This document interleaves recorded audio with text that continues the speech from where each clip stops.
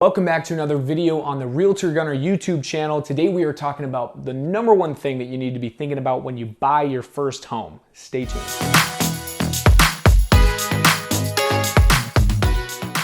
All right, so I love working with first-time home buyers. In fact, they are my favorite type of client to work with. Why do I say that? Because the process of buying your first home is such an exciting and emotional process that I love to take part in that with my clients. Writing an offer on a property, getting it accepted, going to the closing table, and being able to hand them the keys. I love the process beginning to end. Now the question becomes, what is the number one thing you should think about before you buy your first home? There's so much that goes into this process that sometimes it's hard to know where to start. I like to think of it this way. The number one thing that you should determine when you go to buy your first home is how long you want to stay in that house. Why is that important? Because if you are planning on living in that house for less than 5 years, then you likely want to find an area that's going to see high market equity growth. Maybe there's a municipality nearby where you think that you want to live that is going to see a lot more growth in home prices and home values versus the area that you maybe want to live in. Now, the reason why I say this is because when you go to sell your home, you're likely going to have to pay between 9 and 10% roughly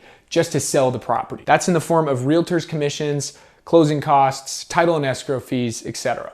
Now, if you don't see enough equity growth, you might end up having to pay out of pocket to sell that property. So if it's less than 5 years, typically you could probably get away with 3, but I like to say 5 to really get the added benefit of allowing your property to appreciate in that market. Now, if it's gonna be above 5 years, you might have a little bit more leeway. You might be able to buy in a location that you maybe wanna live in a little bit more. And especially if you're planning on living there for 10 plus years, you have a lot more flexibility in this regard. Now, I personally like to buy in only areas I know that are going to see high equity growth. Now, in the greater Seattle area where I'm located, most areas are going to be good for equity growth, but some are always going to be better than others. Now, because the greater Seattle area has seen some extreme growth in property value, it's a lot harder to get into some of the A to A plus neighborhoods as a first-time home buyer. So if you're thinking about buying your first house, you maybe want to look in an area that's a little bit outside of the Seattle area that is going to see a higher growth. Areas right now in 2020 are Auburn, Kent, Federal Way. These are all great neighborhoods that are going to see a lot more growth